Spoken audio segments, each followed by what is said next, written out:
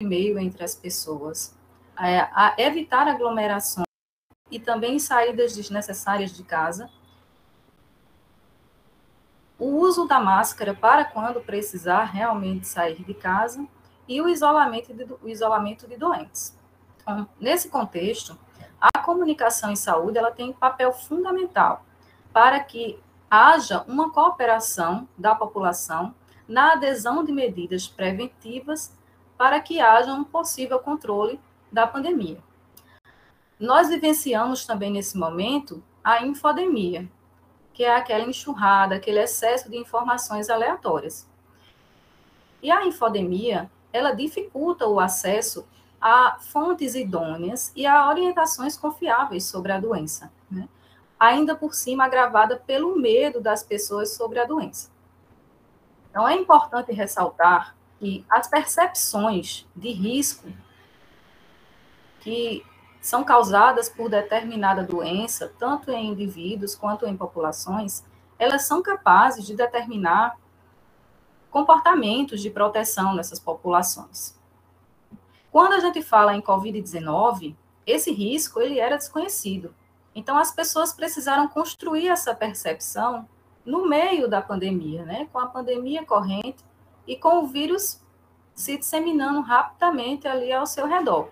Então, uma má compreensão sobre a doença, ela poderia implicar em um atraso na redução da adoção de medidas preventivas, né?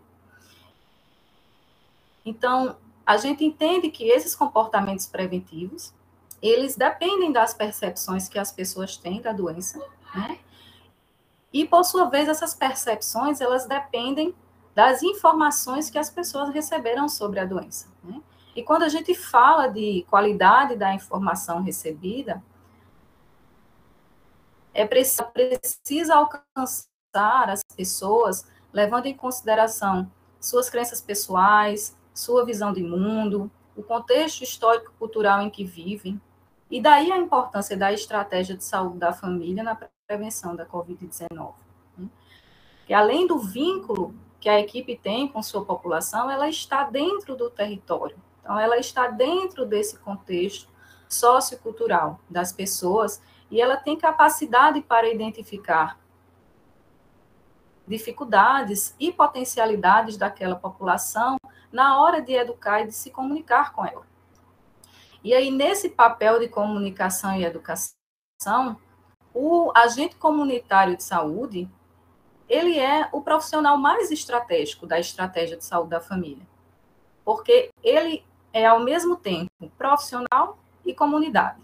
Ele detém, ao mesmo tempo, conhecimento científico, mesmo que ali limitado ao seu nível de conhecimento, mas também do saber popular, né? Além de ser uma referência de confiança para a população. Não só no que alguns estudos com objetivos semelhantes foram realizados ao redor do mundo e também do Brasil, né, em relação à prevenção da Covid-19, e a gente vai citar alguns aqui, né? Coroiu e colaboradores, na América do Norte e na Europa, ele percebeu que a adesão às medidas não farmacológicas de prevenção à Covid-19, elas são heterogêneas. Uma pessoa não adere na mesma proporção a mais de uma medida não farmacológica. Ela pode aderir a uma medida, não aderir a outra, ou aderir mais a uma medida do que a outra. Friedman e colaboradores nos Estados Unidos identificaram através do estudo deles que naquele país, naquele momento, a fonte mais confiável para a população era o governo, a fonte de informação mais confiável era o governo. Mesmo que tenha havido variações em relação, principalmente à idade e à etnia, mas de uma forma geral, o governo ainda permaneceu sendo a principal fonte de informação confiável. Maia e colaboradores realizaram um estudo na Holanda, Alemanha e Itália, e nesse estudo eles perceberam que a população se sentia bem informada sobre a Covid-19, acreditava que as medidas não farmacológicas eram eficazes, e a adesão era relativamente boa, mas ela variava de um país para o outro. E ela foi muito maior na Itália, que foi um país que recebeu uma carga de doença muito grande e que o próprio governo instituiu restrições muito grandes. Schwarzwald e colaboradores, já aqui no Brasil, no estudo deles em relação a distanciamento social, eles identificaram que no período ali de abril e maio de 2020, houve uma boa adesão da população estudada ao distanciamento social. Mas o estudo identificou uma parte da população que tinha uma baixa adesão ao distanciamento social, que eram homens, adultos jovens e que trabalhavam durante a pandemia. MUA e colaboradores na África subsaariana perceberam que existia uma baixa adesão disseminada naquela região às medidas não farmacológicas de prevenção. E isso, eles chegaram à conclusão de que era um grande desafio para a saúde pública da região. Reuben e colaboradores, na Nigéria, através do estudo deles, perceberam que a população tinha bom conhecimento sobre a Covid-19, e mais que esse conhecimento, ele era oriundo principalmente de mídias sociais e televisão. E mesmo assim, a despeito disso, a adesão às medidas não farmacológicas foram satisfatórias. O ponto principal, a conclusão que não era aguardada nesse estudo, é que a população referiu que o papel do governo, na opinião deles, estava sendo insuficiente para o combate à pandemia. E, por último, Vilela e colaboradores, em estudo realizado aqui também no Brasil, o estudo realizado foi realizado em 2020, embora tenha sido publicado já em 2021, identificaram que as medidas não farmacológicas de maior adesão aqui no Brasil, no momento do estudo, foram a lavagem frequente das mãos e o distanciamento social, com adesões acima de 70%. Já o uso de máscara para quando sair de casa teve uma adesão baixa de 45%. Então, baseado nesses estudos anteriores, a pergunta de pesquisa desse estudo é: a população do território da Unidade de Saúde da Família Novo Tempo, na cidade de Condado, Pernambuco, entende e aplica as informações sobre medidas não farmacológicas de prevenção em suas práticas de proteção contra a Covid? A população deve ter um entendimento mediano sobre o assunto e que, de forma secundária, nós também perguntamos em que magnitude a percepção do risco está associada à adesão de medidas de prevenção e ao impacto da Covid-19 na população pesquisada. E partimos também da hipótese de que, sim, existe uma relação entre percepção e adesão. Quanto maior a percepção, maior seria a adesão a essas medidas. Dissertação. Um produto oriundo da pesquisa de campo, que seria o artigo científico original, e um produto técnico instrucional voltado para os ACS da unidade de saúde estudada. O objetivo geral do estudo de campo é avaliar se a população do território de abrangência de uma unidade de saúde da família da cidade de Condado, Pernambuco, entende em suas práticas de proteção contra o contágio pela Covid-19 no seu cotidiano, nos âmbitos individual, familiar e coletivo. De forma mais específica, nós buscaremos identificar que informações e que fontes informacionais chegaram aos respondentes, determinar quais foram as medidas de prevenção por eles utilizadas, verificar quais as fontes de informação mais confiáveis na opinião dos respondentes, verificar o impacto da pandemia sobre saúde, trabalho e renda, e avaliar se houve ações de educação e saúde pela equipe da unidade de saúde da família identificada por esses usuários. E ainda identificar associações entre variáveis sociodemográficas e a adesão às medidas não farmacológicas de prevenção. Como um último objetivo específico, que está ligado diretamente ao produto técnico, seria sintetizar estratégias educacionais e de comunicação para a elaboração de um produto técnico voltado aos agentes comunitários de saúde da equipe de saúde da família Novo Tempo, sobre a prevenção de infecções por coronavírus, para orientar sua população adscrita.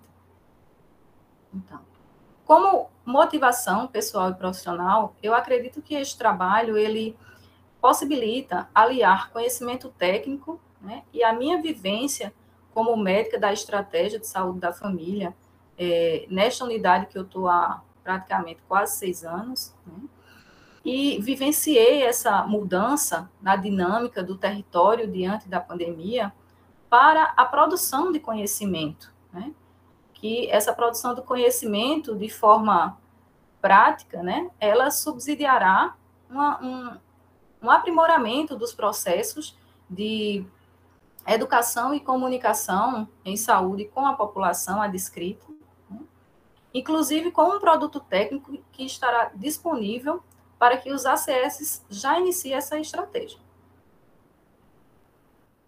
A revisão da literatura deste projeto ela foi narrativa, tradicional, e se dividiu nos seguintes tópicos: a pandemia de Covid-19, educação popular em saúde e informação técnico-científica, estratégias educacionais das equipes da atenção primária à saúde sobre Covid-19 e a sua população, o papel do ACS na educação popular sobre prevenção da Covid-19 e a adesão às medidas não farmacológicas preventivas da Covid-19 em âmbitos individual, familiar e populacional. Este diagrama representa a síntese deste projeto, iniciando pela questão de pesquisa, perpassando pelas hipóteses, pelas técnicas a serem utilizadas e pelos resultados que pretendemos alcançar. Então, como vocês podem observar, para a construção do artigo científico será realizado o estudo de campo e a análise estatística e interpretação dos resultados irão subsidiar a construção desse artigo. A análise dos dados e a interpretação dos resultados, elas também subsidiarão a construção do produto técnico, aliado ao relato de experiência da pesquisadora, né, a busca também técnico-científica sobre as medidas preventivas e sobre comunicação em saúde, e essa busca e esses dados, eles passarão por uma síntese qualitativa que proporcionará a construção do guia, né, onde o seu relatório técnico também será submetido à publicação. O modelo deste estudo é observacional, descritivo.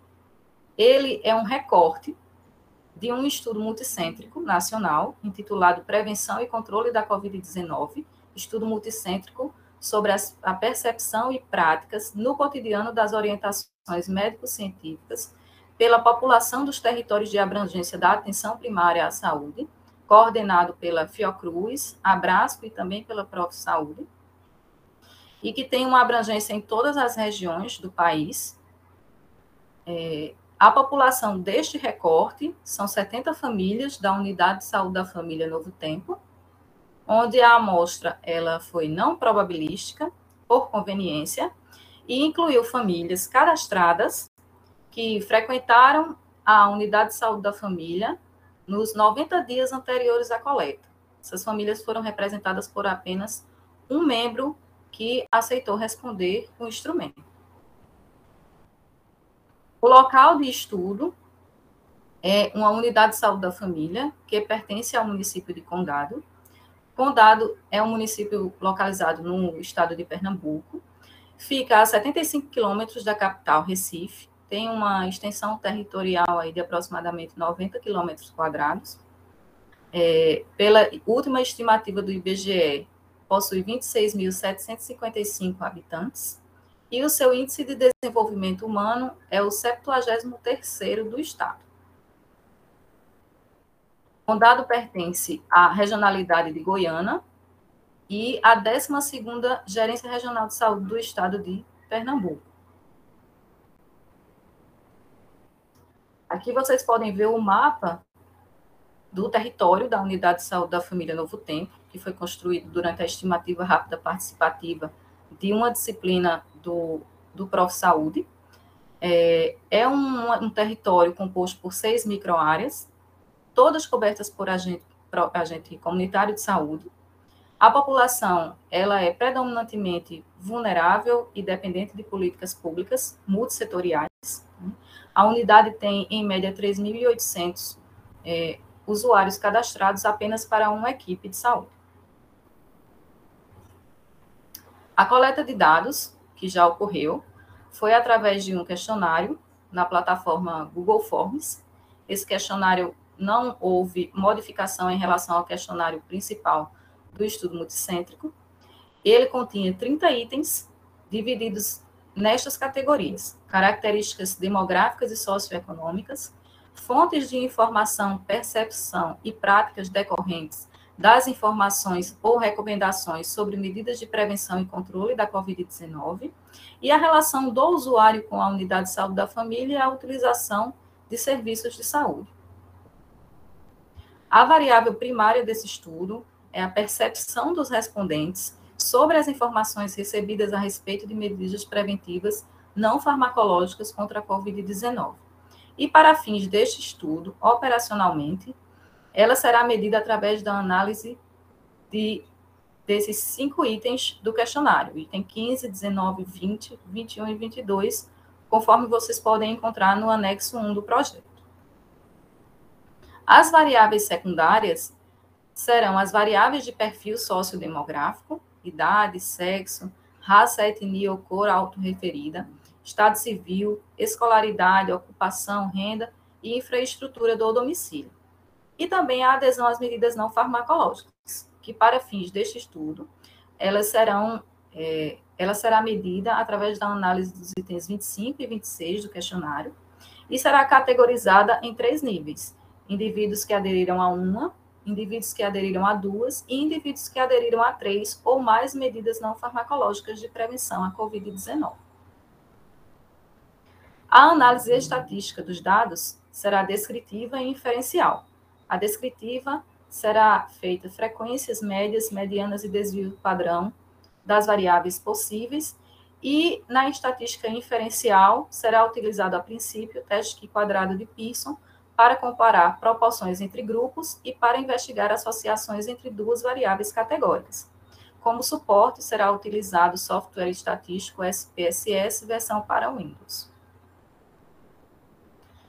Este projeto foi submetido e aprovado em Comitê de Ética e Pesquisa da Universidade Estadual do Amazonas, instituição da coordenação nacional do projeto multicêntrico, e os participantes desta pesquisa foram previamente esclarecidos sobre os objetivos da pesquisa e assinaram um termo de consentimento livre e esclarecido antes do seu início. O produto técnico será um guia. Esse guia será destinado aos ACS sobre comunicação e educação em saúde na prevenção de Covid-19 e outras doenças semelhantes, que será utilizada para a educação da sua população adscrita. A ideia da criação desse produto, ela veio da observação preliminar dos dados, onde foi percebido que 40% da população entrevistada não recebeu nenhuma informação de profissional de saúde do território, incluindo o agente comunitário de saúde. Em uma unidade que possui 100% da área coberta por agente de saúde, e no momento de coleta que já havia se passado 1 ano do início da pandemia.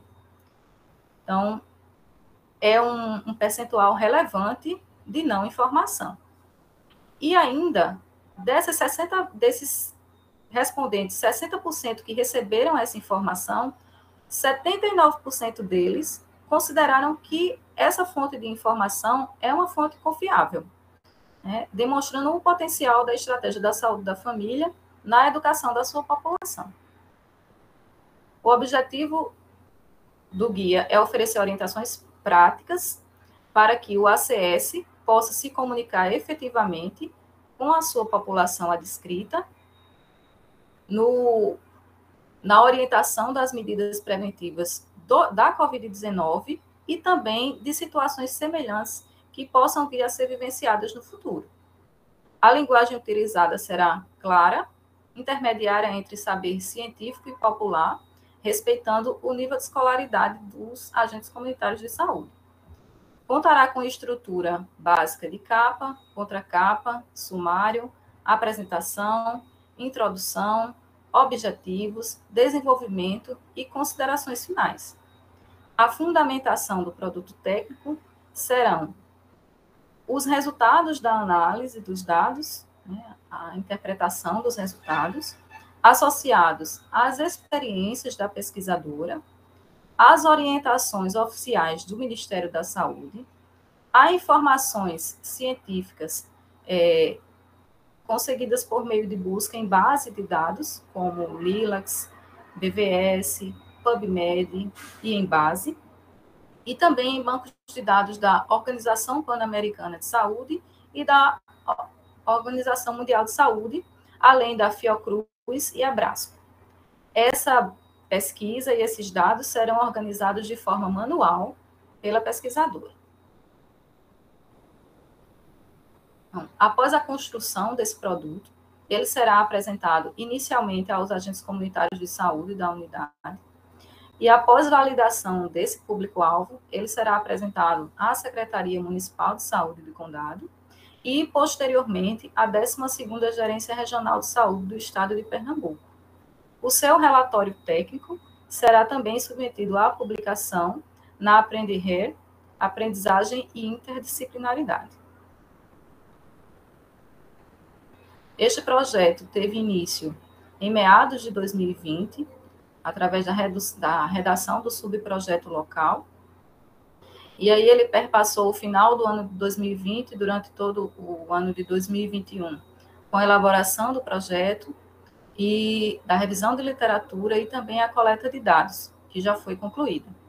Neste momento, ele está passando pelo exame de qualificação e nos meses de janeiro, fevereiro a março serão realizadas a análise e interpretação dos resultados, a redação da dissertação e a previsão é de que essa dissertação seja defendida em maio deste ano. Obrigada.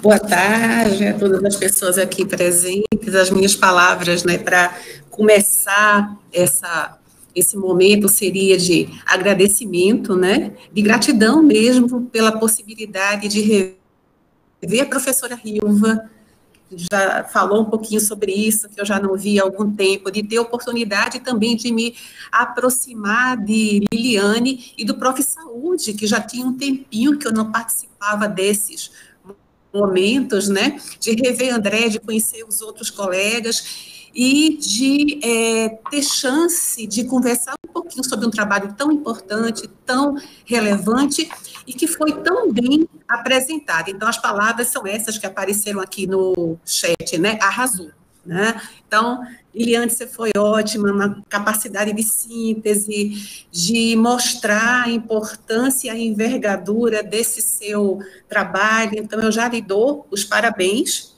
iniciais, fique muito tranquila sobre essa conversa, e como o tempinho é curto, eu já vou começar a fazer a tirar algumas dúvidas, né? O primeiro ponto é que bom que esse trabalho faz parte de um projeto maior, de um estudo multicêntrico, então isso já tira um pouco dos examinadores aquele olhar mais atento sobre algumas etapas, porque isso já foi conversado, validado, né?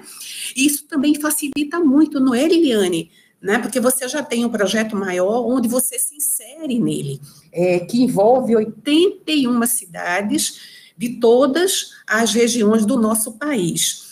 E aí, o que eu vou te provocar um pouquinho nesses minutos aí, é que você pudesse, em algumas análises, avançar um pouquinho nelas, olhando para o seu território, porque independente do que ocorra nesse estudo multicêntrico, que tem determinado arcabouço aí, né? Eu tenho a impressão que para você, enquanto médico, enquanto profissional, enquanto educadora em saúde, essas microáreas, essas 6 microáreas lhe instigam, né? Então, a gente vai conversar um pouquinho sobre isso, tá bom? Eu vou abrir aqui para mim o Word, pode ser que eu já não lhe veja, então qualquer dúvida que você tenha, por favor, Liliane, me fale, tá bom?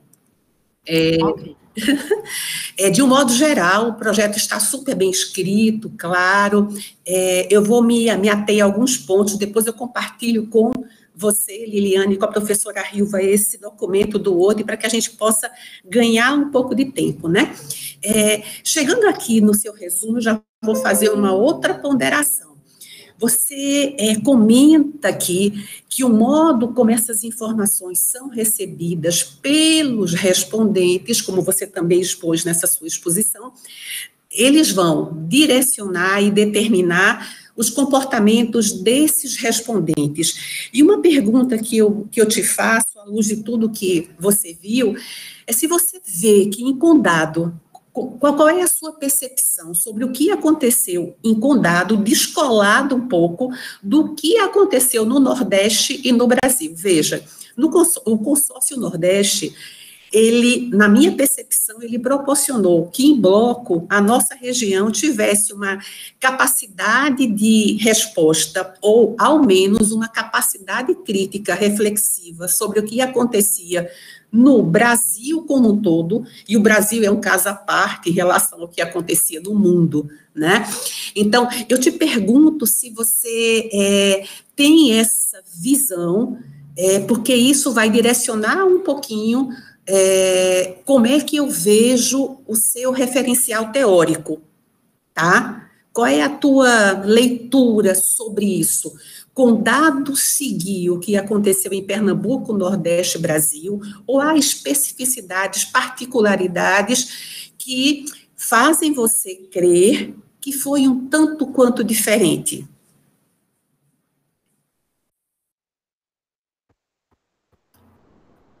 A senhora quer que eu responda já agora? Não, se quiser a gente deixa guardado aí, acho que é melhor guardar porque vão ter algumas coisas que se interconectam, tá bom? Então essa é uma dúvida que eu tenho, tá, Liliane? Sigamos então. Aí a gente vem para cá, para a sua introdução é ótima, e eu já peço desculpa se de repente for o estilo mais do Prof. Saúde, mas eu achei que ela foi um pouquinho extensa, eu não sei se na versão final daria para condensar alguns parágrafos, né, foi apenas uma percepção, assim, e no texto que eu lhe envio, eu sugiro, será que a gente pode enxugar um pouquinho aqui e ali, tá certo? Mas isso aí fica para a versão final.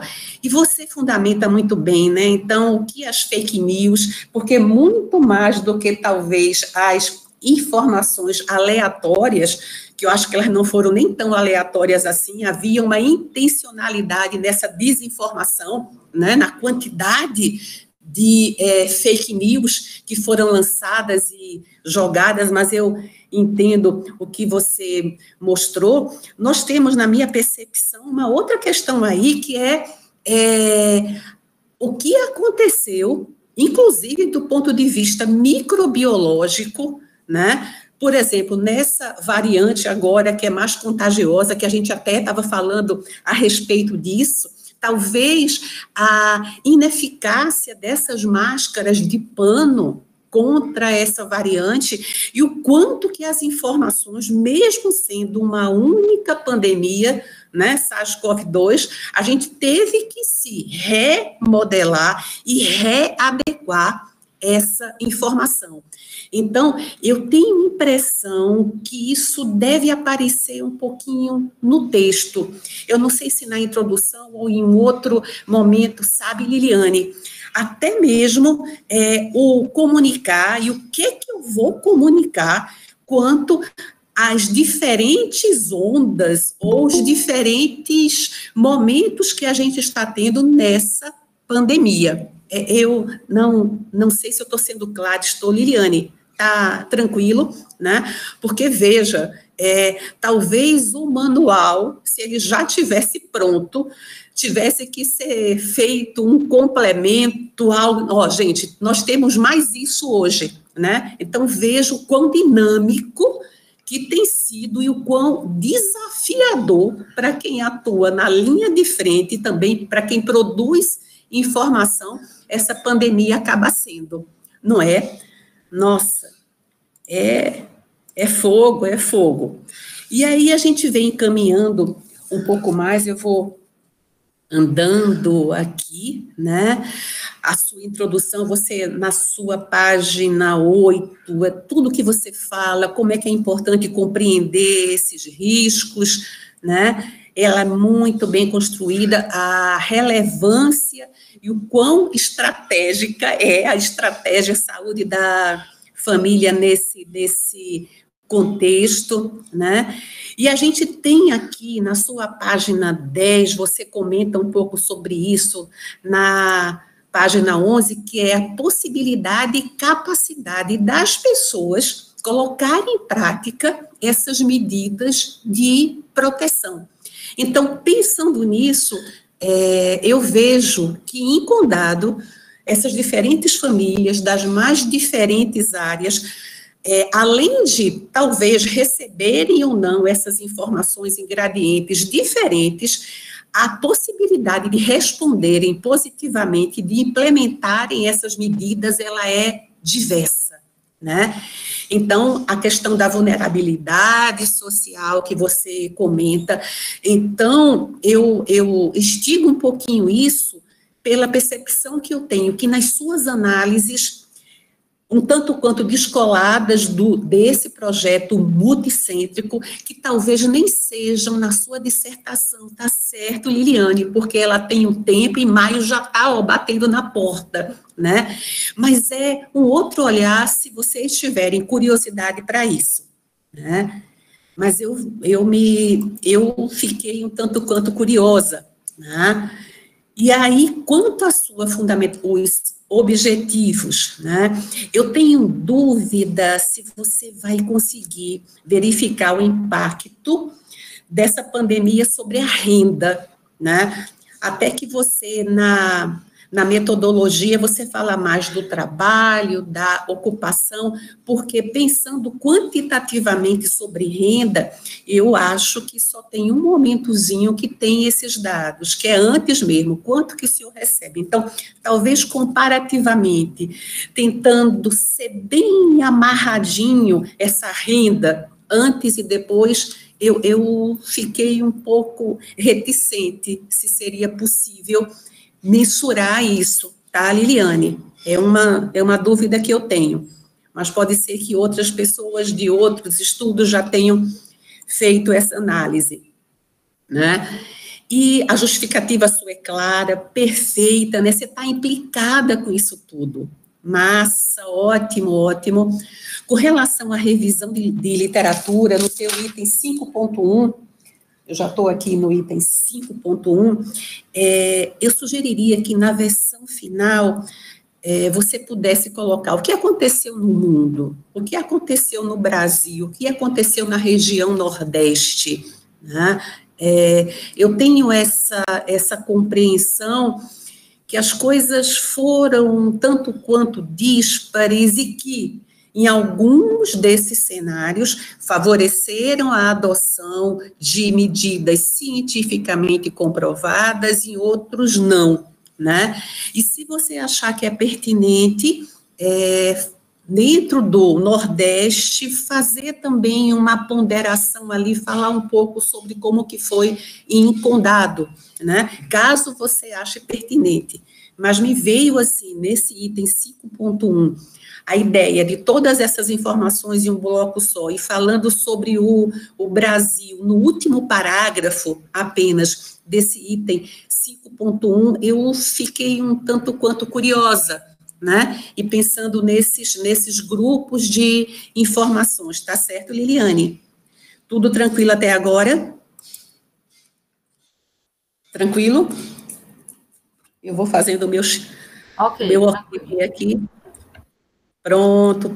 Então, vamos já passar para a página 23 aqui, né, na página 23, eu fico pensando, com o advento da pandemia, eu não sei se advento seria o termo mais apropriado, tá? Tem um momento ou outro que eu faço, assim, uma observação com relação a alguns termos, tá? Mas eu não vou nem me ater quanto a isso. Já estamos no item 5.4, quando você comenta, né, a importância do ACS nesse contexto. E eu confesso que senti um pouco de falta de uma discussão, ainda que bem simples, que pode ser feita nessa versão final, sobre a nova PNAB, a PNAB de 2017, e o que significa ela nesse contexto de redução e de não garantia de ter ACS no território, né? Então, a potência desses atores e aquilo que a gente antevê como possibilidade de enfrentamento dessa pandemia, e você fala muito bem no texto, hoje é essa, outras surgirão, né? Então, esse caminho que você constrói, que você propõe, ele pode ser, e de fato será muito útil em outros momentos que a gente pode viver. Espero que no futuro longínquo, mas, né? E aí eu tenho a impressão que precisa problematizar um pouquinho sobre, né? Então, a gente tem essa potência, a gente tem esse cenário, mas a gente tem também um horizonte aí sombrio, né? Então, trazer um pouquinho essas informações, eu penso que seria interessante, principalmente levando em conta o que é o Prof.Saúde, né? E o que é o seu trabalho. Então, bora lá. Aí, caminhando um pouco mais, a gente já está aqui, já falei sobre a nova PNAB, passamos dessa página 24, aí no item 5.5, você vem com a adesão às medidas não farmacológicas, né? E eu fiquei, assim, pensando, né? Também aqui, se vocês acharem que é pertinente, falar um pouquinho do cenário, do contexto internacional, falar um pouquinho o que aconteceu no nosso país e, se possível, na região Nordeste, e se você tiver dados, em Pernambuco. Tem um trabalho interessante que foi feito na Zona da Mata, né? Os autores, eu até já tenho aqui, já selecionei esse artigo, é um estudo qualitativo, mas mostra umas questões interessantes que podem ser úteis em uma discussão futura, tá, Liliane? Então, só esse olhar, né, o que aconteceu no mundo, o que aconteceu em nosso país e o que aconteceu no Nordeste, que na minha percepção foi mais favorável do que o que aconteceu no território do Brasil como um todo. E aí deixamos esse item 5.5, e aí a gente já está aqui na página 29, já entramos no método. A sua figura 1 é excelente, né? Nossa, a gente consegue ver todo o seu trabalho de forma bem sintética pela figura 1, né? E aí a gente já está aqui no item 6.1.2. Tem um colega da estatística que ele fala assim: Ana Maria, não use amostra de conveniência, use amostra acessível. Então, ele é um colega e ele trabalha exatamente com amostragem.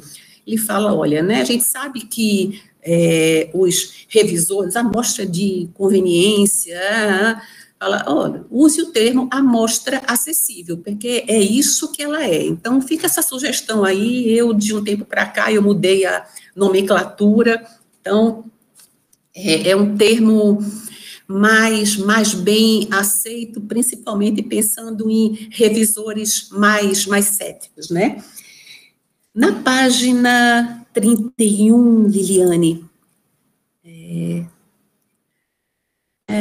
31, deixa eu ver aqui, nas tuas primeiras linhas, né? Quando eu li na primeira leitura, eu fiquei pensando, mas foi, passado, futuro, mas coisa boa que eu entendi tudo depois. Você já tem todos os dados na mão. Então, beleza. O que falta agora é só fazer essa análise, né? Só, como se fosse uma coisa super simples, mas eu tenho a impressão que a coleta é a parte mais braba mesmo, né? Então, seguramos, vamos para lá. A página 33, lá na página 33, o teu segundo parágrafo, né, você comenta sobre essas microáreas. Então, eu pergunto para você, né, há características diferentes nessas duas microáreas que vieram depois e que você comenta aqui sobre todas essas dificuldades que elas enfrentam. E aí, o que eu te proponho no item seguinte é que pudesse ser incluída uma variável explicativa sobre a microárea em que essas famílias ou esse respondente mora, né? Não que você talvez explore agora, mas que se houver possibilidade, pensando exatamente na tomada de decisão no território, de você, enquanto médica lá, como pessoa implicada em intervir de uma maneira eficiente, que você pudesse ter um mapa, esse olhar mais diferenciado por microárea, ainda que tenha uma vulnerabilidade, que ela seja galopante, vamos dizer assim, né? Mas talvez tenha um certo gradiente aí que exija de você e da gestão, da atenção e da gestão esse olhar distinto, né? Então, quem sabe isso pudesse ser feito, tá, Liliane? Se fosse agora, maravilha, mas se não for, fica um pouquinho depois, tá? E aí, então, já paramos aqui, na página 39 ainda, mesmo você fazendo o Q quadrado, talvez vocês pudessem calcular a razão de prevalência para que vocês pudessem ver a magnitude dessa relação, né? Isso não iria dar muito trabalho, seria apenas uma medida que poderia dizer para você quais são as variáveis explicativas que têm maior força de associação com o seu desfecho. E aí, pensando na tomada de decisão em nível local, nessa unidade que você atua, você pudesse pensar junto com a gestão em quais ações elas poderiam ter um impacto maior em função dessa força, tá? E aí já chegamos aqui no seu produto técnico, né? Que bom que você vai sair com um produto bibliográfico e um produto técnico. Em que estágio se encontra esse produto técnico, Liliane? Essa é uma dúvida que eu tenho. E eu fiquei pensando, né? Teve algum momento, Liliane, que você fez, por exemplo, um grupo focal com esses agentes comunitários, para você poder compreender quais são as fragilidades nessa formação, nessa informação, quais são as barreiras que eles enfrentam para chegar a essas famílias? Isso pensando em um diagnóstico inicial, para que você pudesse, junto com as informações que você está coletando dessa etapa 1, você pensar nesse conteúdo do produto técnico. Houve esse momento, porque você comenta, né? Depois de pronto, a gente vai fazer essa reunião com os agentes comunitários, vamos fazer o quê? Né? Vamos fazer o compartilhar, mas eu me sentia, assim, um pouquinho incomodada ou pensando, teria uma potência maior se houvesse essas informações prévias, né, para que pudessem também, junto com tudo que a Liliane já disse que vai utilizar, ter um produto, um manual mais em sintonia com a realidade desses agentes comunitários, né? Então, essa foi a pergunta e a ponderação que eu faço com relação ao teu produto técnico, né? Em linhas gerais, basicamente, Liliane, seria isso. Eu espero que eu tenha respeitado os 20 minutos, tomara que sim, se não, desculpem, né? E, mais uma vez, eu volto ao ponto pelo qual eu iniciei. Meus parabéns, Liliane, né, pelo trabalho que você desenvolve, pela forma como você apresentou, pelas contribuições que virão dele. Então, eu parabenizo você, a professora Rilva, né, todos os orientandos dela, embora eu tenha mais contato com os de IC lá atrás, no projeto, né, PIBIC, PIVIC, só tem elogios, e a forma muito cuidadosa, zelosa, atenciosa que ela dirige a todos os alunos sob sua égide, né? Então, professora Rilva, Liliane, meus parabéns pelo trabalho e desejo sucesso nesses mesezinhos até a defesa dessa maravilhosa dissertação.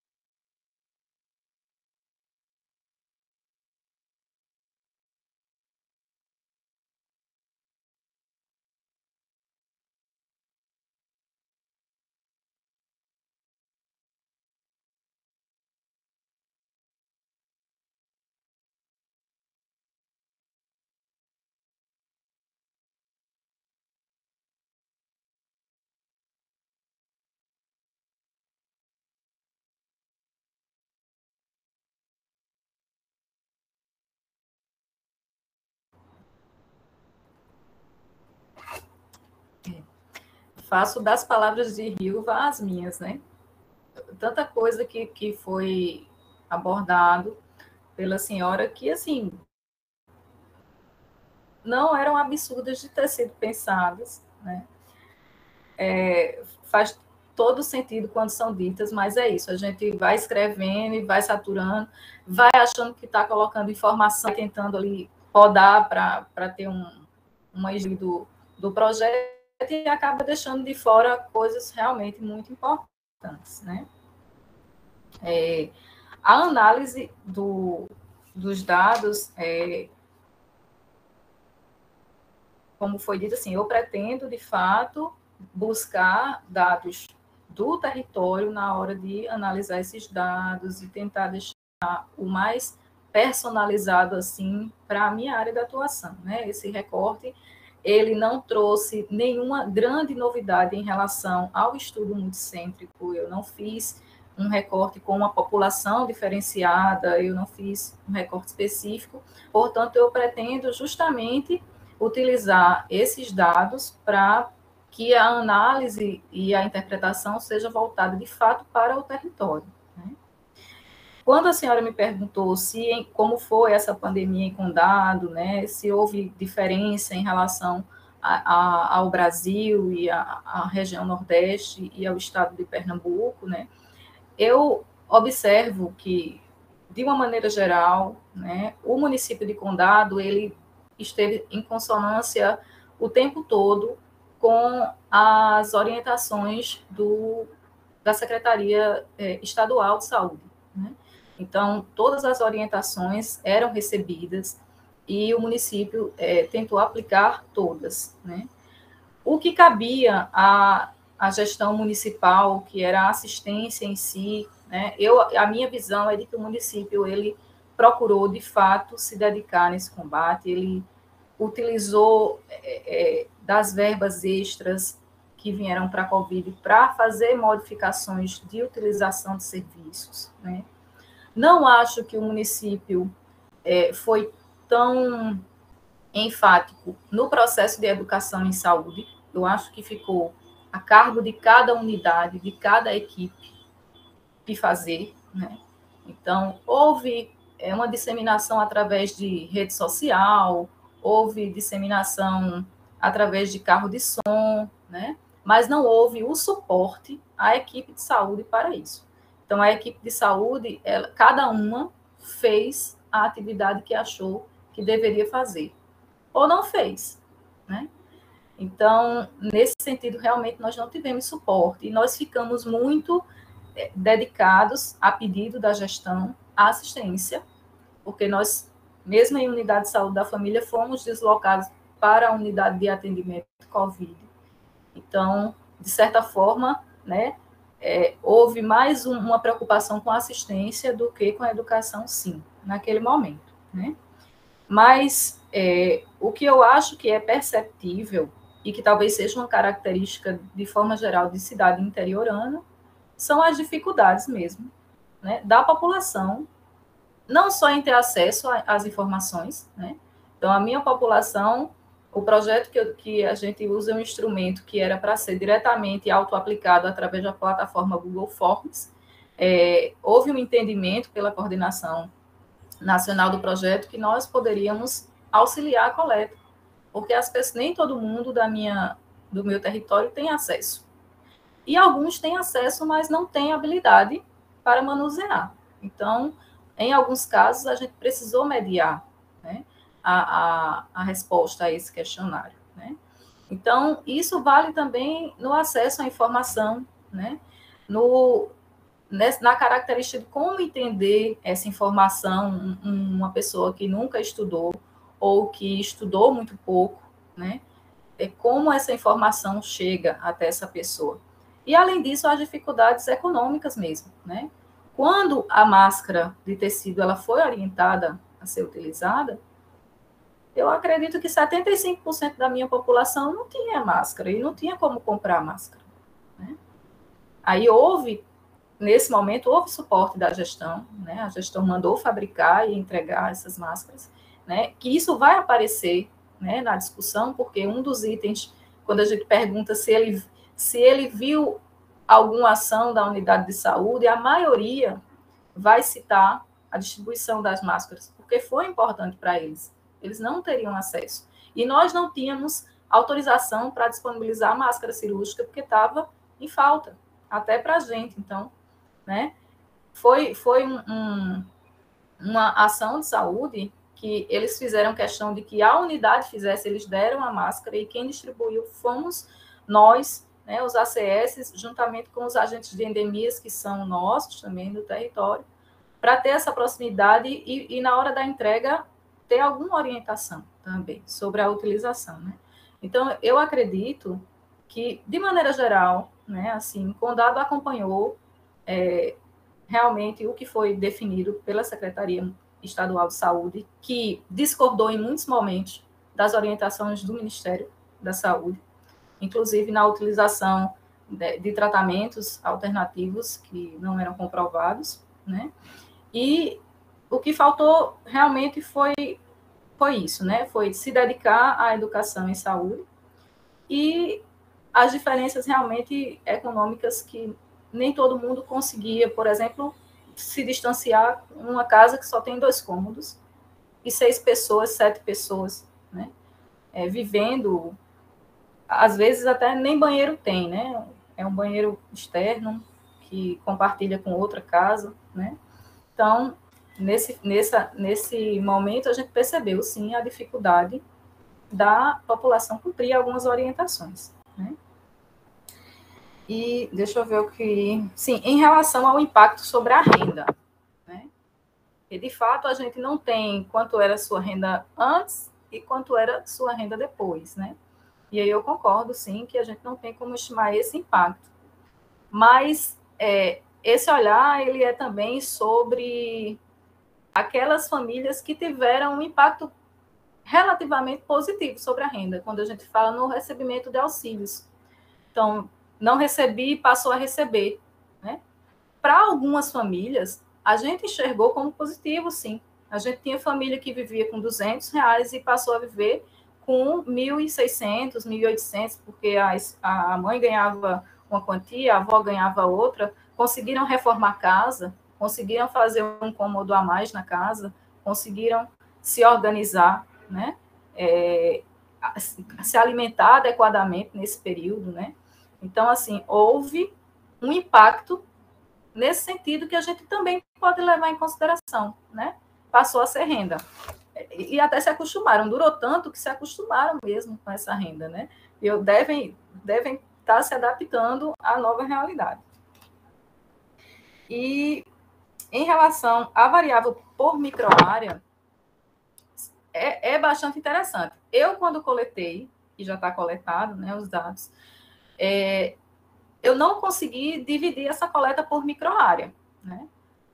Eu teria como fazer essa análise e fazer essa divisão, mas eu não sei se teria representatividade para dividir realmente por microárea, porque o critério de inclusão era de pessoas que tivessem passado na unidade naqueles 90 dias, por qualquer motivo, para atendimento de qualquer profissional. E aí foi baseado nessa lista que a gente fez previamente, a gente fez esse levantamento previamente, e foi chamando essas famílias, né? E as que foram aceitando, porque nem todo mundo aceitou participar, né? Então, a gente fez assim, levantou umas 90 pessoas para ver se conseguia as 70, né?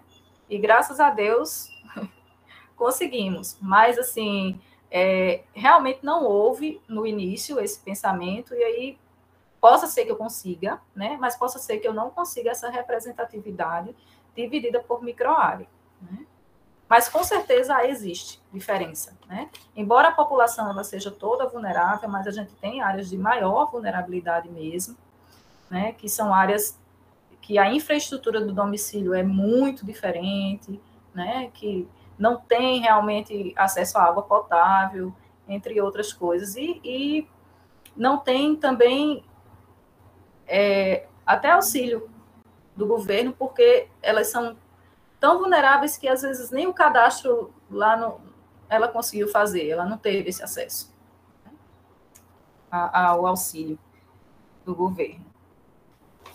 E sim, e sobre a última dúvida, né, se foi feito o grupo focal, não foi feito o grupo focal. Quando eu iniciei o projeto, coloquei os dados, eu não havia pensado nesse produto técnico, ele foi pensado depois, realmente, quando eu comecei a ver já os dados prontos, e não tinha feito esse grupo focal.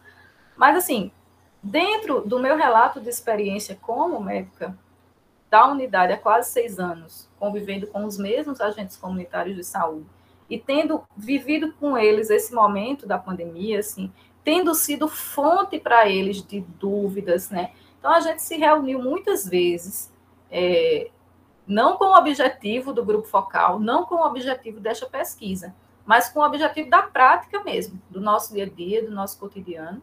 A gente se reuniu várias vezes para discutir estratégias, para discutir quais eram essas dificuldades deles mesmo, né? Então, algumas dessas dificuldades eu conheço. Talvez o grupo focal me desse mais propriedade, de fato, tivesse uma análise maior e melhor disso, né? Mas algumas dificuldades, de fato, elas são conhecidas, né? Mas, assim, não houve, realmente, nesse sentido, apenas a minha experiência, o meu relato de experiência incluirá esse posicionamento deles durante, né, o exercício deles na pandemia. Eu acredito que é isso. Não sei se ficou alguma coisa sem responder. Anotei algumas coisas que foram sugestão, né? Não, Liliane, você respondeu tudo, e em suas respostas, nós já ficamos curiosos com a discussão do seu trabalho, Porque na medida que você traz alguns resultados, a gente já fica pensando, olha só, que achado interessante, olha só como isso é importante, relevante, né? E, sem dúvida alguma, essa experiência que você tem de 6 anos, e essa proximidade com os agentes comunitários já lhe fazem, né, conseguir ter essas informações e esse conteúdo ser super bem direcionado para aquilo que é necessário para o território, né? Era só por conta disso, será que há condição de ir? Mas isso não tem demérito nenhum, não prejudica em nada, tá ok? Era só uma curiosidade. Será que já está? Em que momento? Mas, obrigada, estou satisfeita com as respostas que Liliane trouxe para cá. Parabéns.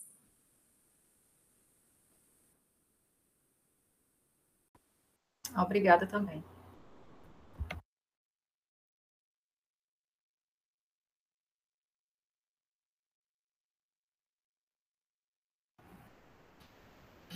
Boa tarde a todas, a todos.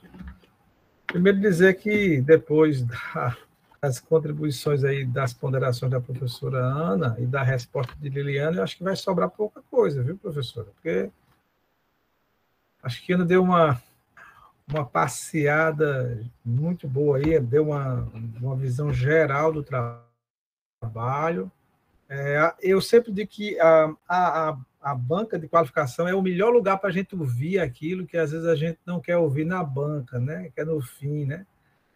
Então, aqui é a hora de ouvir tudo, né?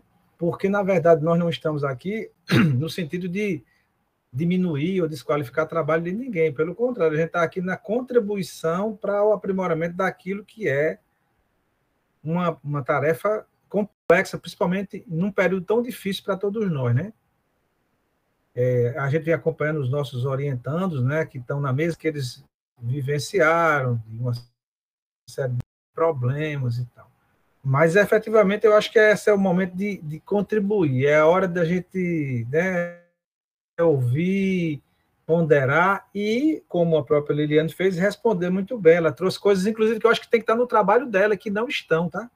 E vou dizer uma delas. Quando você respondeu a questão do grupo focal, você deu uma resposta de uma forma que justifica o que ele vai fazer. Isso tem que estar no seu trabalho. Né? Até porque você disse validação. Né? Se você não fez o grupo focal, você tem que colocar isso que você disse. Isso vai ser feito por conta dessa convivência, desse trabalho de tantos anos, onde desenvolvemos várias atividades educativas, assim, assim, assim, e aí, pá, você justifica a inexistência desse caminho do método, porque você tem uma liderança, vamos dizer assim, na relação com eles, de convívio de 6 anos. Você não está lá há 5 meses, há 6 dias, né? Você está lá há 6 anos.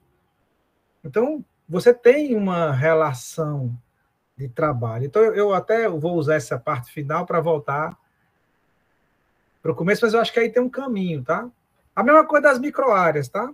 Microárea, se não aparece aqui, não tem demérito de dizer assim, há necessidade que o estudo avance qualificando a leitura das microáreas. E isso não é só para o seu estudo, é para o estudo multicêntrico, né? Que efetivamente, de alguma forma, não privilegiou essa divisão por microárea.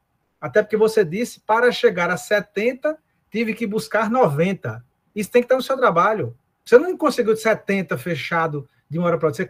Você fez você ampliou uma base e chegou a 70. Você usou uma forma de chegar aos 70.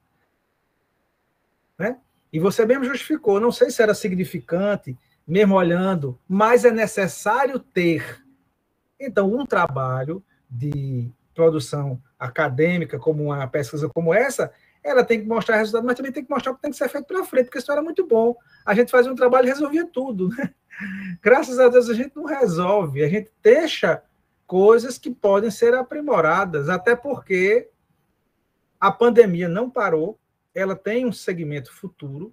O guia que você está propondo não é um guia para o hoje só, é para o futuro. Então, você está propondo algo que terá que ser usado para a frente também, não é para o passado, não é para olhar a pandemia que passou, é para olhar um processo que vai se ajustando.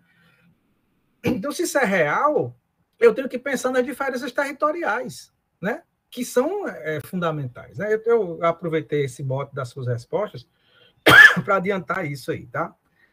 Então, assim, voltando para o seu trabalho, como a professora falou, eu também achei a introdução realmente um pouco longa. Como você vai fazer um trabalho, tem coisa que você pode aproveitar em vários lugares, inclusive nos resultados. Porque você traz coisas aqui das suas abordagens teóricas que elas podem ser usadas quando você tiver um achado lá na frente de uma resposta que eu acho que são importantes colocar. Uma outra coisa, eu não vou aqui detalhar aonde, por quê, mas posso até... Tem horas que você escreve coisas assim, claro que se essas coisas vêm de alguma referência, é bom dar uma olhadinha, tá? Longo, e é bom olhar, por exemplo, se isso é algo da sua reflexão teórica ou se isso vem de um autor na hora de você ajustar a conformação do texto, né? E isso é uma coisa que eu acho que é interessante você dar uma olhada, por exemplo, na página 9, eu senti um pouco isso, quando você fala lá no começo, em seu guia de orientação sobre a comunicação risco, a OMS, aí você escreve um parágrafo bem longo, aí eu fiquei perguntando, isso é... Né? Acho que era bom dar uma olhadinha aí, e em outros... Como é uma introdução longa, acho que era bom dar uma olhada um pouco nisso aí, e eu concordo plenamente com o que a professora colocou nesse sentido. Tem um outro componente que aí eu acho que é muito de estilo e de ver. Eu acho que em algum momento aqui, acho que tem que aparecer um pouco mais veemência o problema das fake news, sabe? Eu senti que isso ficou um pouco... assim, não ficou muito claro que isso aconteceu, porque a infodemia ela é a pandemia da informação, mas quando é um conjunto de informações que são bem organizadas, bem feitas e bem trabalhadas, em que peça o volume delas, elas nos ajudam. Mas a gente teve uma disputa de narrativa nesse momento. Infelizmente, o Brasil, e aí eu não tenho nenhum prurido de dizer isso, porque aqui eu não estou fazendo uma crítica político-partidária, tá? Eu estou fazendo uma crítica da minha visão sobre a ação do governo federal, que infelizmente continua praticando os mesmos atos que, infelizmente, na minha modesta opinião, levaram o país a essa situação que a gente está vivendo. O governo adotou uma conduta de não informar. Essa é uma coisa que ficou clara. Né? Você tem uma ideia.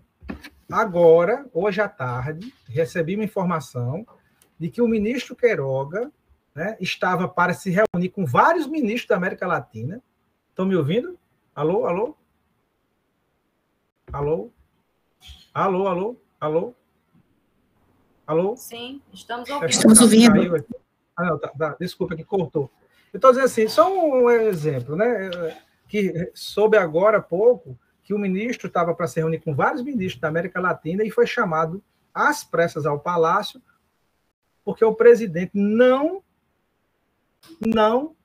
ficou satisfeito com a posição dele com relação à fala dele sobre a nota técnica do uso da cloroquina como medicamento de eleição para o uso da Covid. E você mesmo aqui colocou que o seu estado, o seu município, seguiu o estado que não seguiu a orientação dentro do nosso matiz político. É impressionante o que foi feito. O que você, trabalhador de saúde, viveu na unidade, tentando desfazer uma série de informações inadequadas, é uma coisa absurda. Então, infelizmente, nós vivemos uma disputa entre uma informação que podia salvar uma vida clara. E eu acho que os nossos trabalhos, eles precisam apontar isso, porque teóricos escreveram sobre isso, não foram poucos. Eu recentemente li um material de uma autora que escreveu recentemente, em 2021, estava aqui com o livro dela, Educação Popular, até porque você usou e escolheu de forma muito sutil, né, muito importante, a educação popular como um eixo da sua revisão de literatura, né? E ela escreve Educação Popular e Descolonização em Tempos de Negacionismo, Reflexão e Ação, que é um livro da editora Santa Cruz, o volume 29 de 2021, é recente. E fica claro essa prática inadequada do uso da informação, né? Porque quando um agente político, uma liderança, ele chega na frente da televisão e diz que isso é uma doença qualquer, que não precisa usar máscara, que vacina transforma a gente em bicho, que ela leva a AIDS. Imagine você, médica, que vive numa comunidade carente do sertão pernambucano, que ouve isso todo dia, as pessoas ficam reproduzindo. Veja o que está acontecendo, porque as pessoas não querem se vacinar, porque acham que isso é um complô mundial para instalar chip no corpo das pessoas, tem gente dizendo isso, e outros dizendo que isso é um complô dos comunistas, não sei do que. Isso é uma coisa absurda, isso é um crime que se comete contra o mundo. E o nosso país, infelizmente, embarcou nessa coisa. Eu fico impressionado, e eu acho que, de certa forma, esse componente da desinformação que você mesmo citou aí, né? O próprio governo municipal, pelas suas palavras, ele se comprometeu até mais com a assistência do que com a comunicação. Olha mesmo. Isso é um achado ou uma postura de pesquisadora que ela precisa estar posta. Você pesquisou, você vivenciou, você sentiu isso.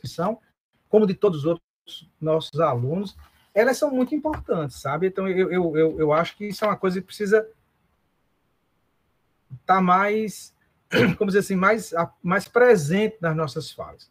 Concordo com a professora que esse objetivo aqui, esses objetivos, está muito ligado ao projeto MANH, né? Que é o projeto do projeto maior, é o projeto de pesquisa maior. Mas eu sempre desconfiei um pouco que essa ideia do impacto na renda ele seria meio difícil de mensurar. Liliane trouxe uma outra leitura, que é: por receber um auxílio, eu mudei a minha condição, vamos dizer assim, temporariamente, né? Aí, isso é uma coisa boa, mas pode ser um perigo, né? Porque qual é o bom disso? É que eu tive um problema e tive um aporte financeiro para passar este tempo. Mas o que é que se faz para depois do tempo? Tira-se e não se trabalha a continuidade. Porque eu construí um cômodo na minha casa, eu comi melhor, mas depois disso o processo volta ao normal até que aconteceu, né? Para se chegar ao auxílio emergencial, foi uma guerra. Depois que chegou, pegou 60 milhões. Aí depois acabou, caiu para 30 milhões. Então, assim, aqueles que receberam no começo, uma parte continuou recebendo com um volume menor. Então, assim, é uma coisa que realmente tem uma certa dificuldade de mensuração. Se vocês, e eu estou falando isso porque eu também estou implicado nessa pesquisa, porque tem uma aluna minha, inclusive, que está aqui, que é a Natasha, que vai trilhar um caminho muito parecido com o seu. Se a gente conseguir expressar isso de uma determinada maneira, inclusive mostrando até a fragilidade dessa mensuração, se conseguir, o tento, porque não tem a dimensão para. Isso também é um retorno que tem que se dar à pesquisa base. Porque a pesquisa base, quando ela é forma, entendeu? Você pode atenuar, inclusive, o resultado da coisa apontando olhar com sua orientanda, ou sua orientadora, desculpa, que é a professora que tem muita experiência e eu acho que ela tem potencial imenso aí para vocês olharem, assim. E eu também estou falando para mim, tá? Porque eu também estou olhando aqui e vendo que eu vou ter que fazer. E está sendo muito bom. Acho, olhe bem, o 2. O 2 O 5 e o 6, eu acho que eles são objetivos que eles têm uma certa correlação, que eu não sei se a gente poderia pensar em ajustá-los. Isso é uma questão para discussão, não estou dizendo que é obrigatório. E o 6 e o 2, que fala de estratégias e que fala de associação com relação a medidas. Eu não sei se é possível. Eu acho que do jeito que está aqui é seguir, só que eu tenho uma certa preocupação para todos nós, como é que a gente correlaciona depois o atingimento, as questões e os instrumentos que eu vou pesquisar. E por isso que lá na frente, quando eu for falar da metodologia, eu vou fazer algumas ponderações. Eu sempre gosto de fazer isso, eu sempre gosto de olhar os objetivos específicos e o caminho que eu vou trilhar. E aí eu entro num pouco da discussão da revisão de literatura. Você falou na sua apresentação que era uma revisão clássica, né? E isso não aparece explicitado no seu trabalho. Porque se você faz de conteúdos, não é? Acredito eu que tenha sido feito isso. Isso não aparece aqui, entra direto na revisão, e eu pensei que lá no método a gente identificaria pesquisadores, docentes e tal, que às vezes acham que não, que a revisão não tem que aparecer no método, mas eu acho que isso foi um caminho que eu usei para construir o meu projeto, eu acho que caberia, aí é uma questão de opção de vocês avaliarem se é pertinente ou não, que a revisão ela aparecesse nesse seu esquema que eu achei fantástico. Eu vou logo lhe dizer que eu acho assim, eu sou muito fã de esquematizações para explicar métodos e caminhos. E você fez uma coisa, a visão, ela me ajuda a chegar onde eu quero, ela tem que ser um elemento que me ajuda teria que aparecer de alguma forma aqui, entendeu? Revisão, olha mesmo, dos documentos selecionados, porque é produção técnico-profissional, dos documentos selecionados, relatos de experiência e indicadores da pesquisa. Aí eu fiquei pensando, que documentos foram esses? Porque se foram documentos selecionados, que documentos foram esses, né? A mesma coisa você fala síntese qualitativa. Não é só o desenho que explica tudo. É interessante a gente saber o que é a síntese qualitativa, né?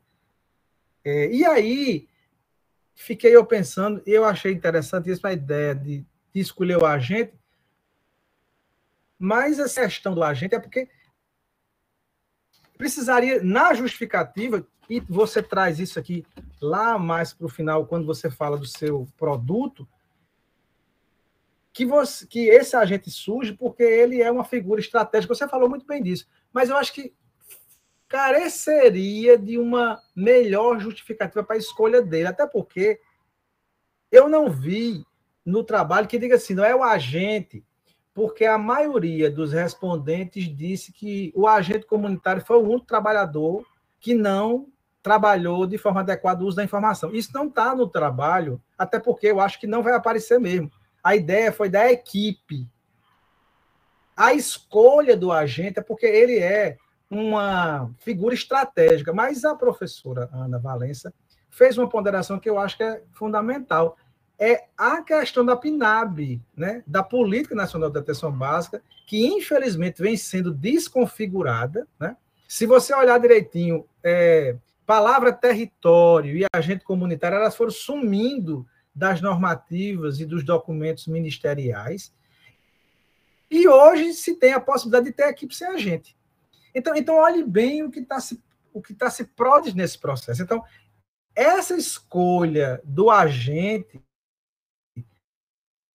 ela, na minha opinião, ela precisaria... Você fez a fala, como está sendo gravado, você pode revisar a nossa discussão aqui e muito bem justificar isso. com esse elemento muito potente. E a outra preocupação, eu não sei como é que você vive isso lá em Condado, sabe? Mas eu me preocupo muito porque eu acho que hoje o agente não tem um comando. Ele não tem um comando. Não lá, mas aqui onde eu vivo, eu sinto muito isso. Eles são super competentes, conhecem muito bem o território, mas não tem uma linha. Não tem uma linha de coordenação. Quem fazia isso há tempos atrás eram as enfermeiras. Eu acho que isso hoje não tem sido mais feito, não tem sido mais um papel executado por elas. Eu vivi uma época que a enfermeira tinha esse papel. Hoje ela não tem mais. Aí não é o gerente da unidade, que eu não sei se na sua tem, que também não faz, né? Que também não faz. Então, eles têm uma agenda muito fluida, muito fluida. Eles têm uma relação muito forte com a população, mas tem uma agenda muito fluida.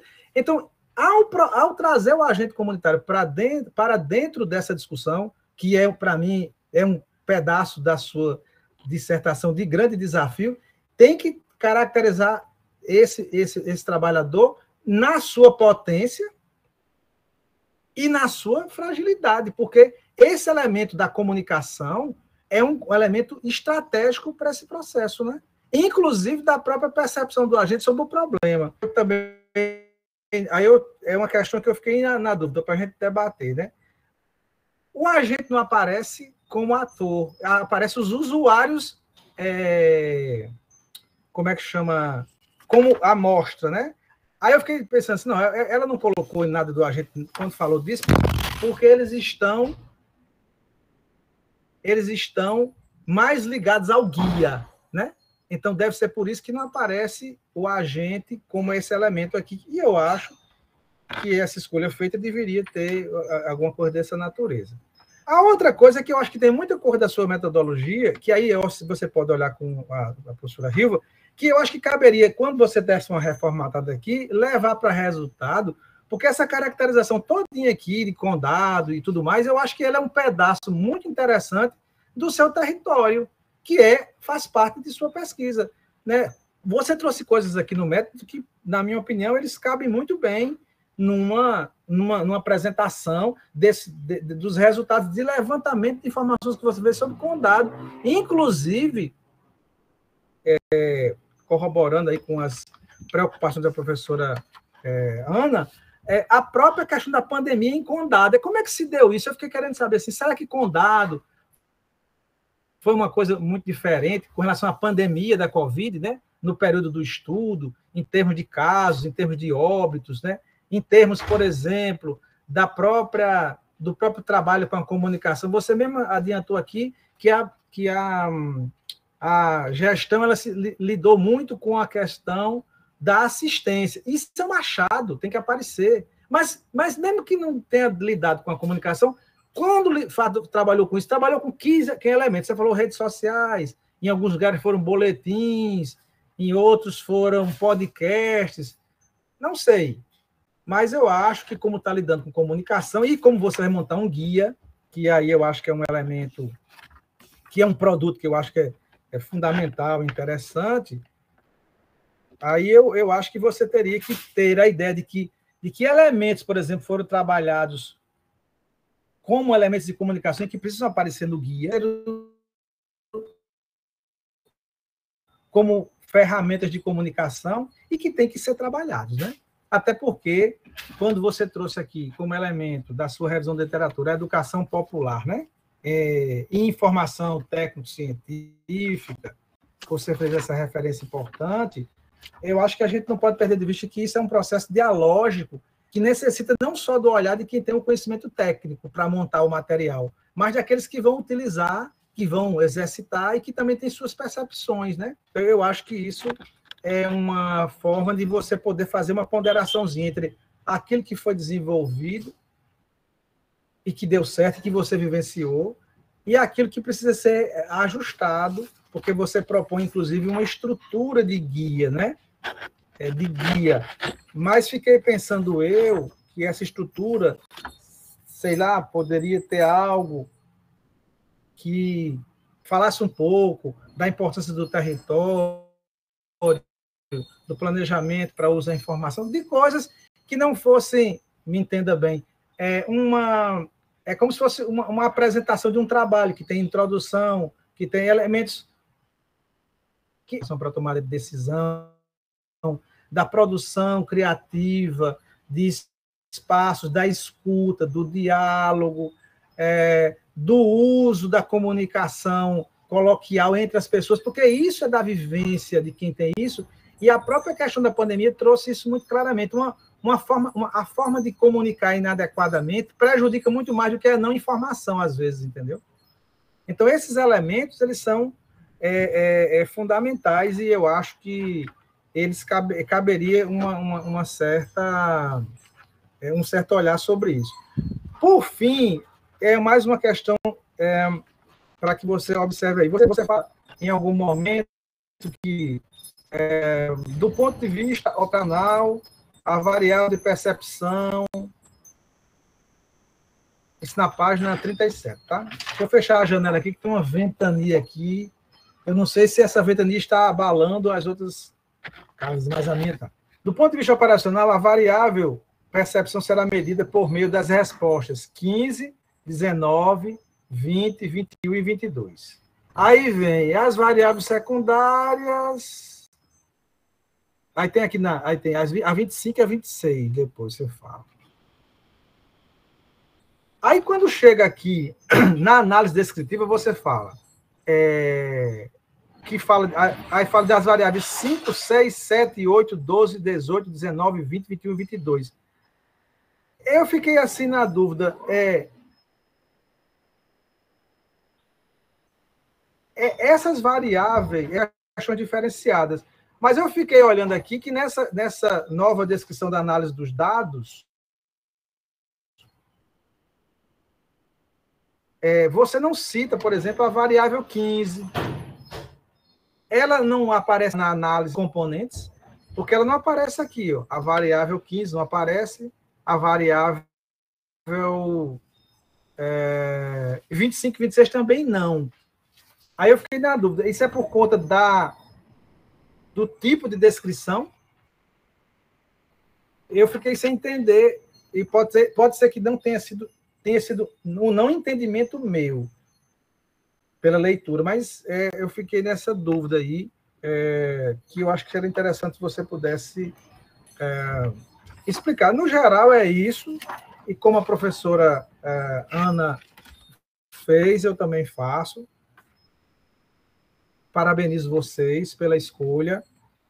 Você tem, acho que a gente nota que você tem um abraço. Esse trabalho é um trabalho exaustivo mesmo. Acho que o Prof. Saúde acertou em ter construído uma pesquisa dessa ordem. Eu acho que tem muito produto bom que a gente vai poder debater entre nós. Espero eu que dos produtos que a gente possa desenvolver pela nossa universidade, a gente possa ter um momento de integração e discussão articulada entre os nossos projetos, para a gente fortalecer ainda mais a linha de pesquisa do nosso mestrado, né, que vai entrar para um ano novo agora de produção.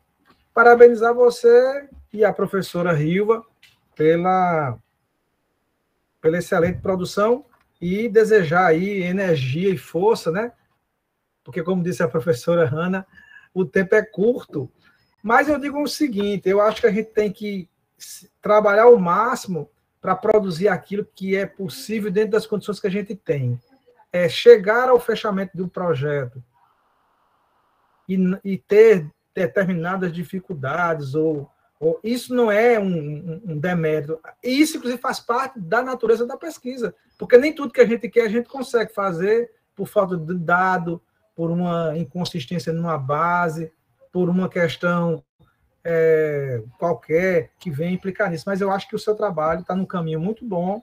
Eu parabenizo vocês e fico à disposição para a gente poder dialogar um pouco mais. Um forte abraço. Obrigado.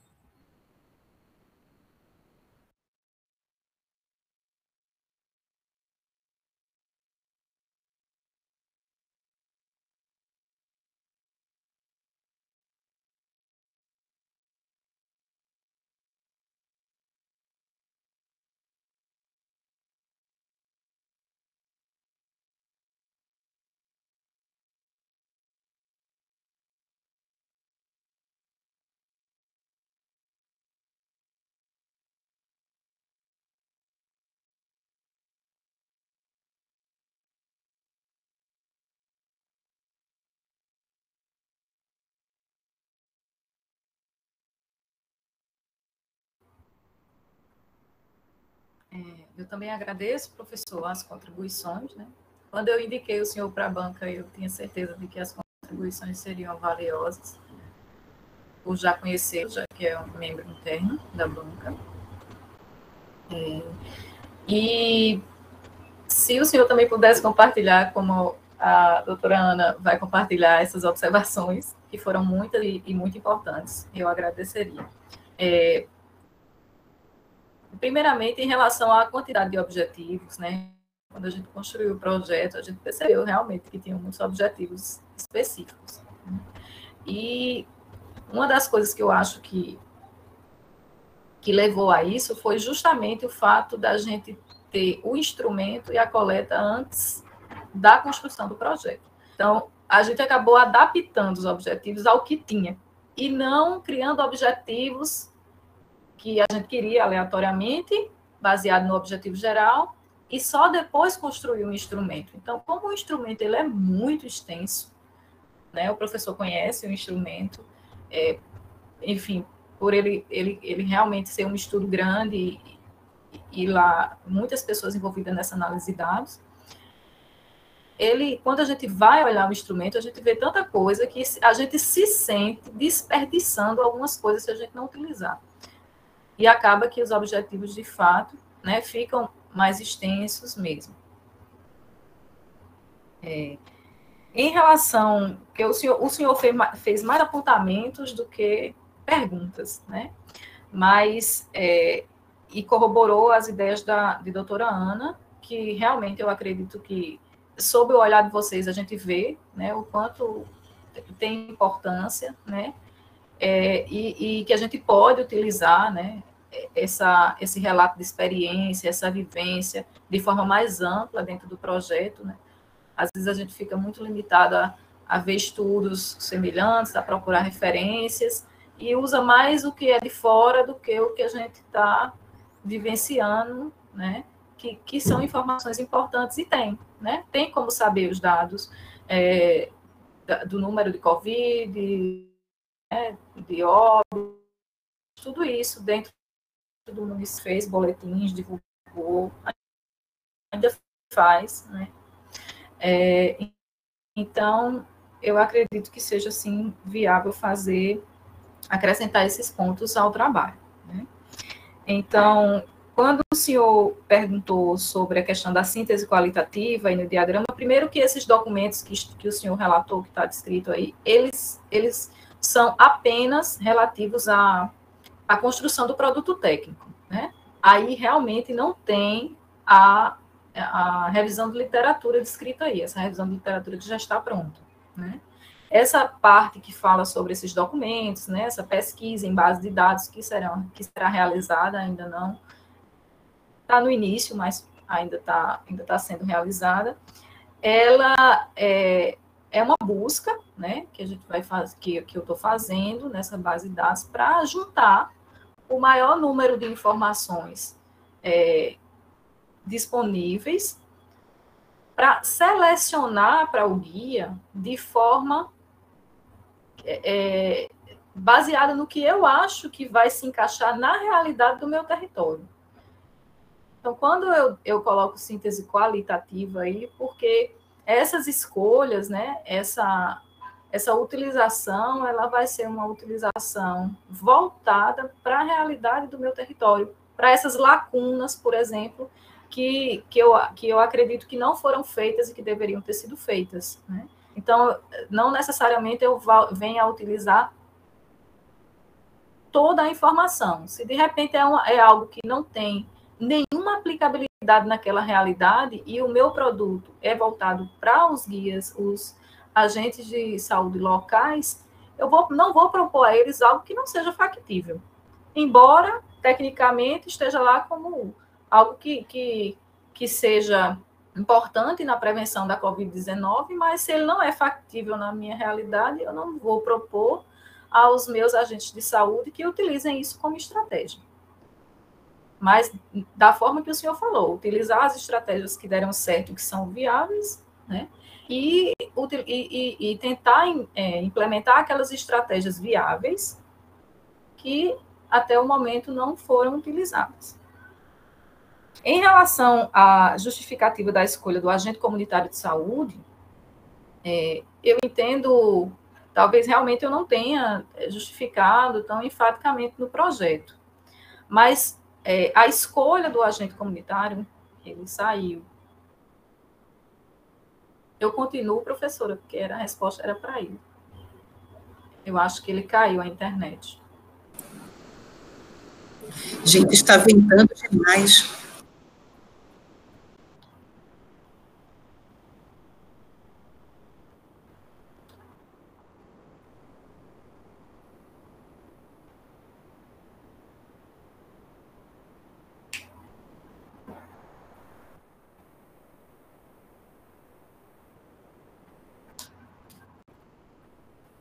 Posso continuar?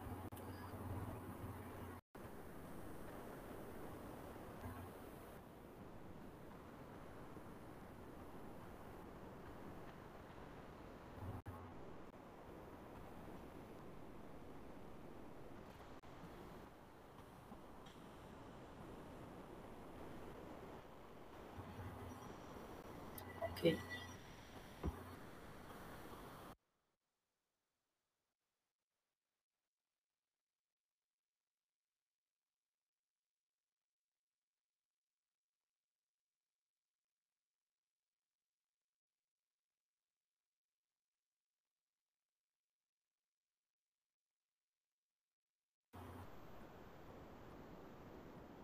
Eu continuo e ele assiste a gravação.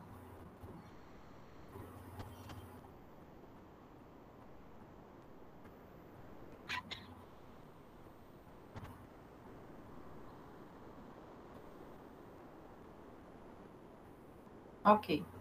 Então, em relação à pergunta do professor André sobre a justificativa, né, da escolha do ACS, ela não se deu só pelo fato de que uma percentagem da população não recebeu. Ali eu também entendo que a pergunta ela não é só para o ACS, ela inclui o ACS, né? Então, é a equipe incluindo o ACS, né? Mas eu acredito na escolha do ACS porque, primeiro que, durante a pandemia, a equipe em si, né, médico, enfermeiro, técnico, a gente ficou muito preso. Né? Pronto, professor, tá me ouvindo? Voltei, que estourou um transformador aqui com essa ventania, estourou um transformador aqui. Eu estava falando sobre... o senhor escutou sobre a síntese qualitativa? Eu escutei que você disse que ela estava fazendo um levantamento e que utilizaria algumas coisas, mas que eu até vi até aí. Isso, que eu utilizaria aqueles documentos que, na minha visão, são viáveis à minha realidade, à realidade do território, à aplicabilidade dos meus agentes comunitários de saúde.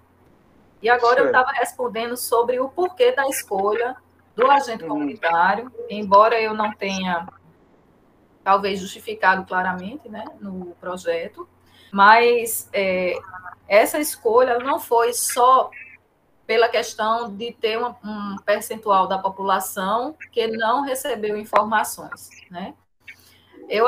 Como o senhor, eu também entendo que aquela pergunta, aquele item, ele diz respeito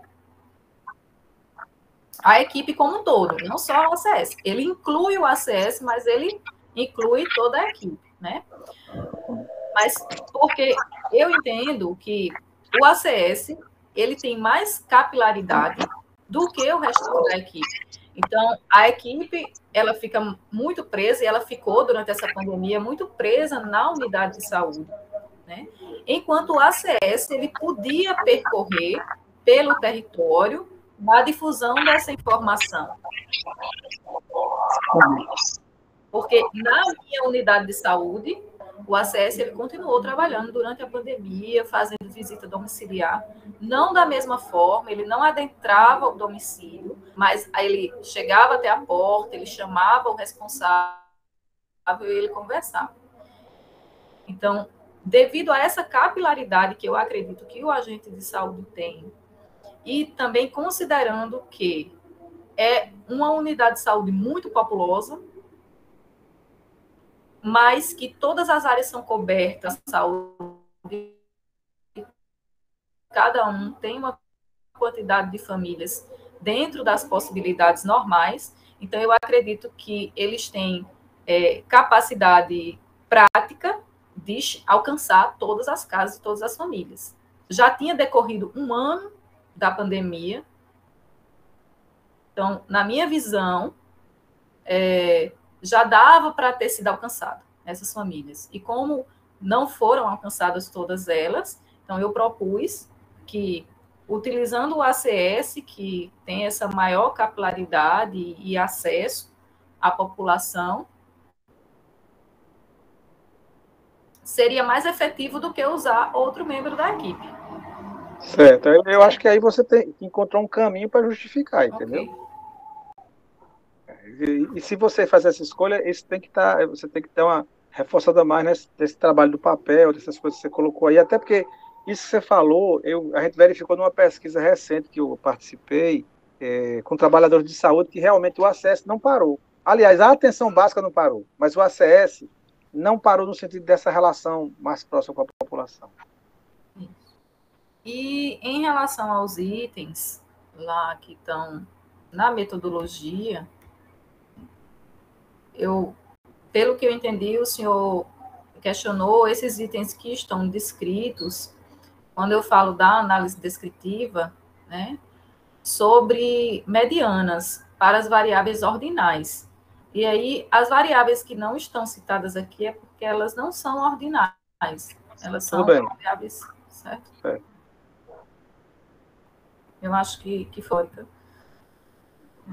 Por isso que ela não está aí, citada aí. Mas todas as variáveis, todos os itens, serão descritos individualmente. Para fins de interpretação, subsidiarão também a adesão.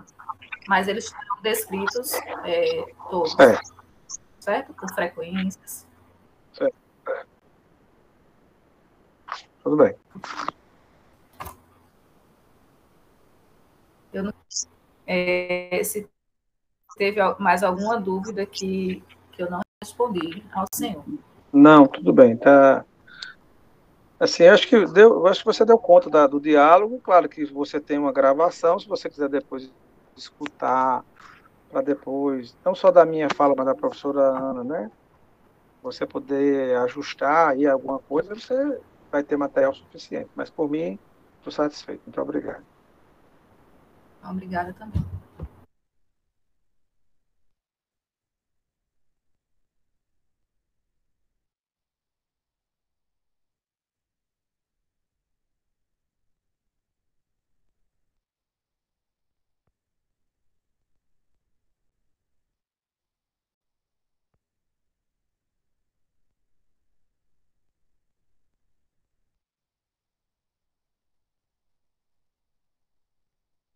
Alô?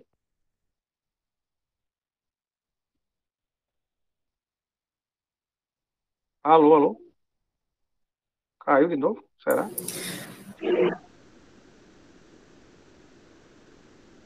Não, André. Não. Aqui. Tá, Jorge. Acho que a professora está interrompendo a gravação. O microfone está fechado, professora Riva.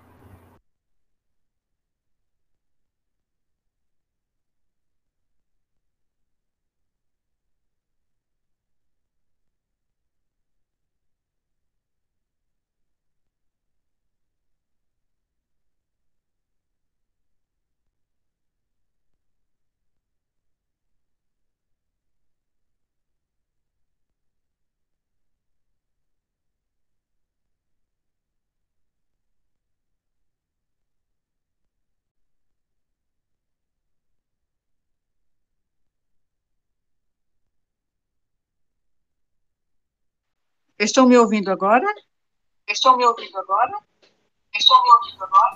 Sim. Microfone agora. Só que agora está comigo. Microfone, só um momento, viu, gente? Eu acho que tem que tirar o áudio do computador, professora.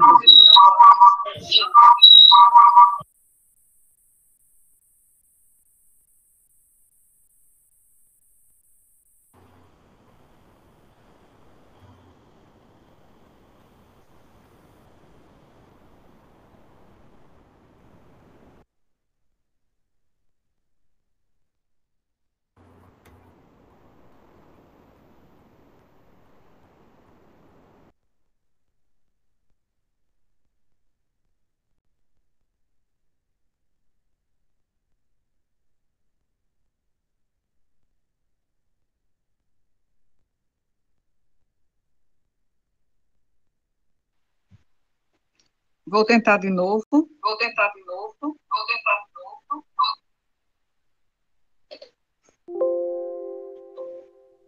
Bem, eu inativei, porque o microfone aqui do notebook não está funcionando.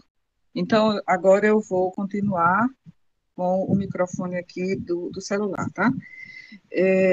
Então, sim, eu desliguei, acabei de desligar o microfone do notebook. Então, vamos tentar. Esses sobressaltos, assim, fazem com que a gente perca um pouquinho o rumo, né? Então, eu estava falando, aliás, eu não estava falando, eu ia abrir o microfone para dar seguimento aqui, e como terminou a fase de arguição, acredito, então agora nós podemos passar para a última fase desta pré-banca, que é a deliberação, né? Então, assim, a gente vai seguir aquele rito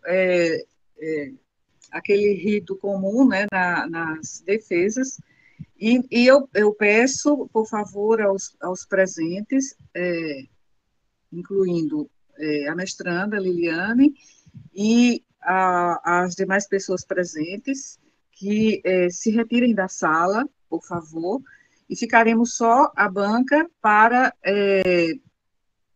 terminar a ata, né, da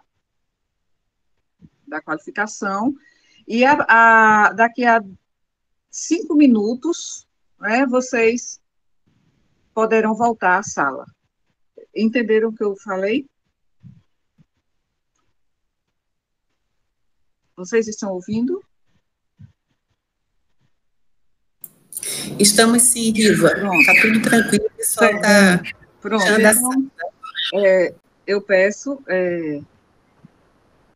que as pessoas possam se retirar e a gente vai deliberar aqui.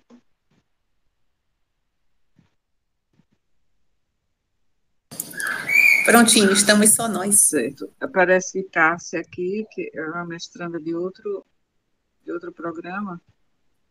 Saiu também. Certo, então pronto.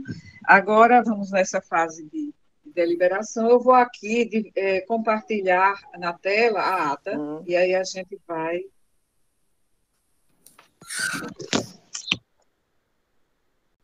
Eu vou desligar aqui a gravação, tá?